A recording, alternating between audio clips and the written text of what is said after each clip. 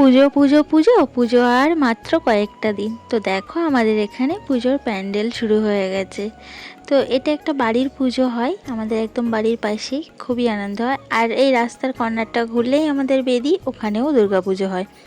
বাড়ির পাশে দুটো দুর্গাপুজো, কতই না আনন্দ বলো। কেমন আছো বন্ধুরা সবাই?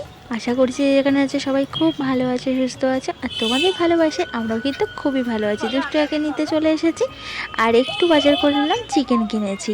আমি টুকুন টুকুন লাইফস্টাইল ব্লগে আবারও একটা নতুন ভিডিওতে তোমাদের অনেক অনেক স্বাগত ভালোবাসা জানিয়ে তোমাদের সবাইকে সঙ্গে নিয়ে আজকের ভিডিওটা শুরু করছি।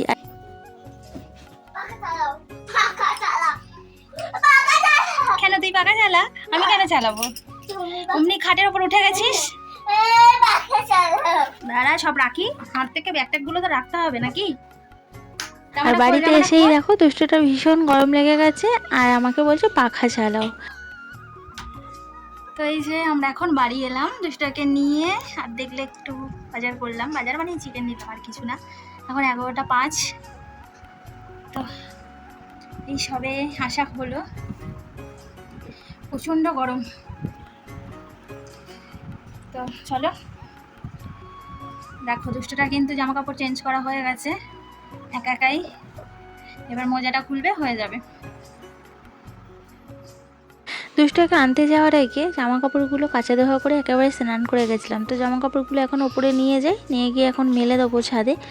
আর আজকের ওয়েদারটা না তেমন ভালো না, রোদ্দুর উঠেছে ঠিকই সকালবেলা, কিন্তু বৃষ্টিও আবার আসতে পারে, মেঘও করছে।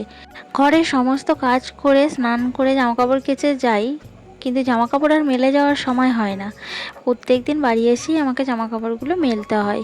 তো কী আর করবো বলো, এমনিতেই সব কাজ সারতে টিফিন করতেই অনেকটা দেরি হয়ে যায়, আর তার উপরে জামা কাপড় মেলতে গেলে আরও অনেকটা দেরি হয়ে যাবে। তো হাওয়াও দিচ্ছে আজকে বেশ ভালো। আজকে আমার খুব কাছের একজন আসবে, তো চিকেন করবো না তাই কখনো হয়। তো তার জন্য দুষ্টকে নিয়ে আসার সময় কিনে নিয়ে এলাম একেবারে। নাহলে অন্য সময় তোমাদের দাদাভাই চিকেন কিনে নিয়ে আসে, আমি চিকেন টিকেন কিনি না। তো দাদাভাই তো বেরিয়ে গেছে, তার জন্য আমাকেই কিনতে হলো।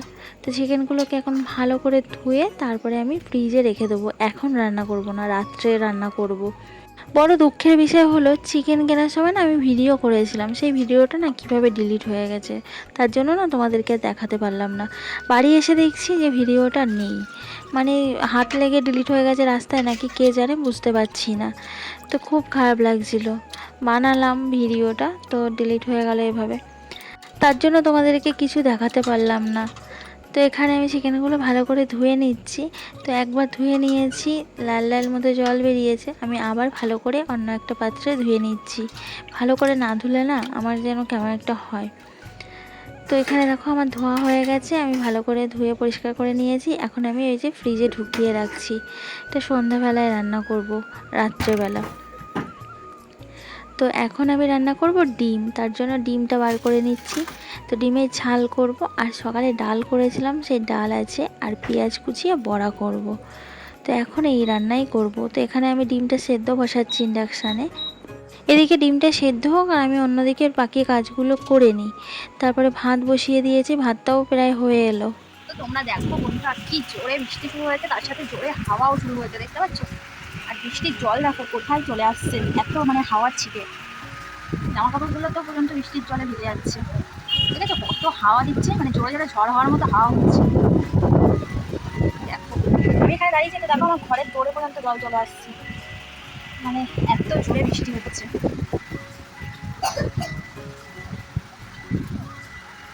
কি অবস্থা!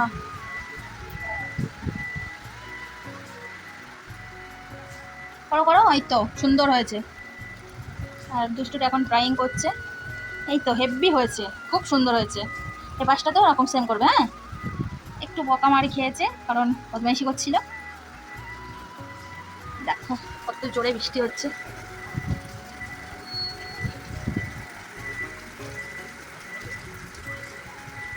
কত জোরে বৃষ্টি আরম্ভ হয়ে গেল।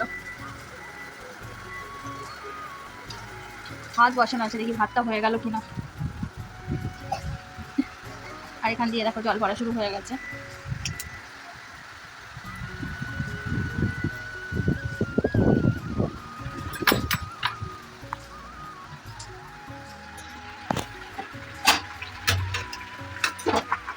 ভাতটা আমার হয়ে গেছে, এবার আমি ভাতটা ফ্যান গাল দেবো। চারিদিকে অন্ধকার হয়ে গেছে পুরো, লাইট জ্বলতে হচ্ছে রাত্রির মতো, কি অবস্থা।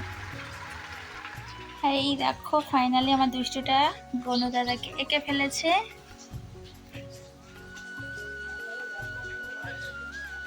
কেমন হয়েছে কমেন্টস করো।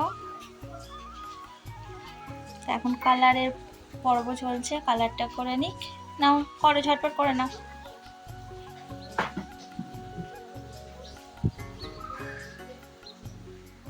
অবস্থাটা একটু দেখো, কি করে দিল চারিদিকটা, জলে জল,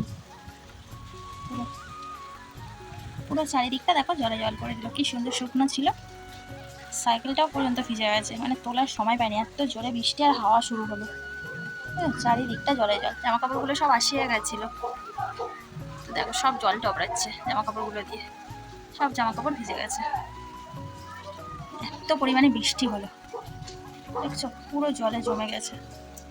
এখন এবার এই জলের উপর দিয়ে আমাকে সব কাজ করতে হবে। তো বাইরে তো খুব বৃষ্টি হলো, তোমরা দেখতেই পেলে। তো এখানে আমি পেঁয়াজ কুচিয়ে নিয়েছি, তো বেসন দিয়ে পেঁয়াজটা মাখিয়ে নেবো বলে বেসনটা বার করে নিলাম ফ্রিজ থেকে। আমার বাবা না পেঁয়াজি খেতে ভীষণ ভালোবাসে ডালের পাতে, তো তার জন্যই ভাবলাম ডালের পাতে অন্য কিছু করব না, একটু পেঁয়াজি করব, পেঁয়াজ কুচিয়ে আর পাঁপড় ভাজা করব। আর এদিকে আমি ডিমের ঝাল করব বলে শুকনো লঙ্কা, পেঁয়াজ, আদা, রসুন মিক্সি বাটিতে নিয়ে নিলাম, মশলাটা পেস্ট করে নেবো। তো ডিমগুলো আমি এখন ছাড়িয়ে নিই, ডিমগুলো অনেকক্ষণ আগেই সেদ্ধ করে নিয়েছি। ডিম ছাড়াতে গেলে না আমার ভীষণ ভয় করে, কারণ ডিম না আমি ঠিকঠাক ছাড়াতে পারি না, খোলার সাথে উঠে যায়। আর একটা ডিম তো খারাপ হবেই, মানে খোলার সাথে উঠে যাবে। তো যখন তোমাদের দাদাভাই বাড়িতে থাকে ডিম সেদ্ধ দিলে দাদাভাই ডিম ছাড়ায়, আমাকে ছাড়াতেই দেয় না, বলে তুমি ডিম ছাড়াতে পারো না। দাদাভাই কিন্তু চামচ দিয়ে কি সুন্দর ডিম ছাড়িয়ে দেয়, এক ফোঁটা ডিমের খোলার সাথে ডিম ওঠে না। তো এখানে দেখো আমার ডিম ছাড়ানো হয়ে গেছে, আমি চলে যাচ্ছি সোজা রান্নাঘরে। রান্নাঘরে এসেই পাঁপড় ভাজা শুরু করে দিয়েছি, তো পাঁপড় ভেজে নিচ্ছি। আর এই পাঁপড়গুলো মশলা পাঁপড়, এগুলো এরকমই সাইজে, বেশি বড় হয় না। এই পাঁপড়গুলো তোমাদের দাদাভাই খেতে ভালোবাসে, তার জন্য এই পাঁপড়ই নিয়ে আসে। আমার আবার এই পাঁপড়গুলো খেতে ভালো লাগে না, আমার আবার এই ব্যাট পাঁপড় মতো হয় না, এই পাঁপড়গুলো খেতে ভীষণ ভালো লাগে। তো পাঁপড়গুলো ভেজে এই যে আমি এখন পেঁয়াজের বড়াগুলো ভেজে নিচ্ছি এক এক করে। তো পেঁয়াজের বড়াগুলো না একটু সোডা দিতে ভুলে গেছি, সোডা দিলে না বেশ খাস্তা মুড়মুড়ে হতো আর খেতে বেশ টেস্টি লাগে, তো সেটাই দিতে ভুলে গেছি। এত বৃষ্টি এলো না, বৃষ্টির জন্য না রান্নাবান্নার মানে সব ভুলেই গেছি। তো যাই হোক আমি বড়াগুলো ভেজে নিয়েছি, এবার আমি ডিমের ঝালটা করে নেবো, তো ডিমগুলো ভেজে নিচ্ছি। আজকে আমি যেভাবে ডিমের ঝাল বানাচ্ছি, এইভাবে ডিমের ঝাল করে খেতে কিন্তু ভীষণ টেস্টি হয়। যখন আমার মেয়ে শোনে যে ডিমের তরকারি করব, তখন আমার মেয়ে একটাই কথা বলে, মা সেই ওরকম ডিমের ঝাল বানাও। ওর এই ডিমের ঝাল খেতে এত ভালো লাগে, কিন্তু আমার যেন ভালো লাগে না, আমার ডিমের তরকারিও ভালো লাগে না, ডিমের ঝালও ভালো লাগে না। তো ডিমগুলো আমার ভাজা হয়ে গেছে, কড়াতে পেঁয়াজ দিয়ে দিলাম, দিয়ে মশলাগুলো সব দিয়ে দিলাম, আদা রসুন আর শুকনো লঙ্কা একসাথে আমি পেস্ট করে নিয়েছি, আর কিছু পেঁয়াজ, সেই পেস্টটা দিয়ে দিলাম, একটু জিরের গুঁড়ো দিলাম, নুন হলুদ দিলাম, দিয়ে ভালো করে কষিয়ে নিয়েছি। এর মধ্যে একটু মিট মশলাও দিয়েছি। কষানো হয়ে গেছে, আমি একটু জল ঢেলে দিলাম, দিয়ে ফুটে উঠেছে। তো নামানোর সময় দেখো আমি একটু গরম মশলার গুঁড়ো দিয়ে এবার নাড়াচাড়া করে নামিয়ে নেবো। তো ঝোলটা আমি একেবারেই শুকাইনি, কারণ একেবারে শুকালে না ঝাল হয়ে যাচ্ছে, ঝালটা একটু বেশি হয়ে গেছে, আর সকালে আরও বেশি ঝাল লাগছে, তার জন্য আমি আর ঝোলটা শুকালাম না, মাখা মাখা মতো রেখে দিয়েছি। তো দুপুরে রান্নাবান্না কমপ্লিট হয়ে গেল, আমি দুষ্টুটাকে খাইয়ে দিলাম, তারপরে এই যে আমি খেতে বসেছি। তো আজকে আমার মেয়ের স্কুল দুপুরেই ছুটি হয়ে গেছে, কারণ আজকে হাফ ডে স্কুল হয়েছে কি একটা কারণের জন্য। তো ও চলে এসে, ওর আমি দুজনে মিলে খেতে বসেছি।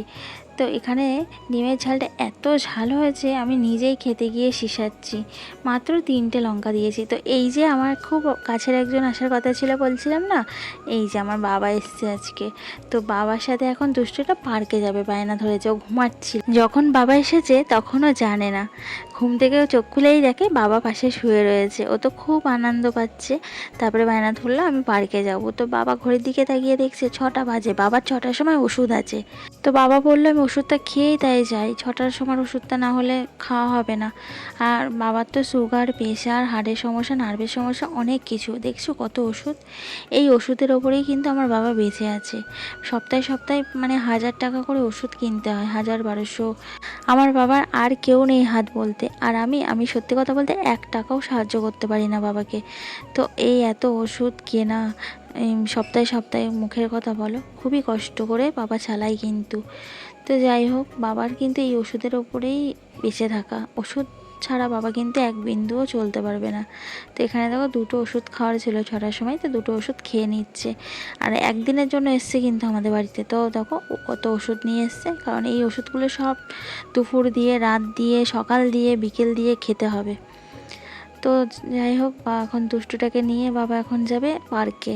এখন সন্ধ্যা হয়ে গেছে, আর একটু চপ কিনে আনবে বলছে, কোথায় আসার সময় বলে এসছে চপ বানাতে, এসে নিয়ে যাচ্ছে একটু পরে, তাই এখন যাবে চপ কিনতে।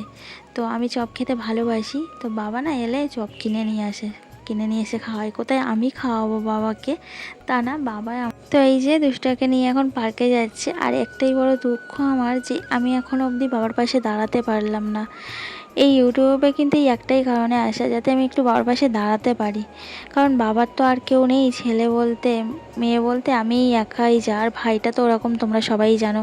তোমরা যদি আমাকে একটু ভালোবাসা দাও, আমার পাশে থাকো, আমাকে সাপোর্ট করো, তাহলে একদিন আমি আমার বাবা মার পাশে দাঁড়াতে পারবো। চলো আজকের মতো ভিডিওটা এখানে শেষ করছি, ভালো লাগলে লাইক করো আর কমেন্টস করে জানিও কেমন লাগলো। সবাই সুস্থ থাকবে।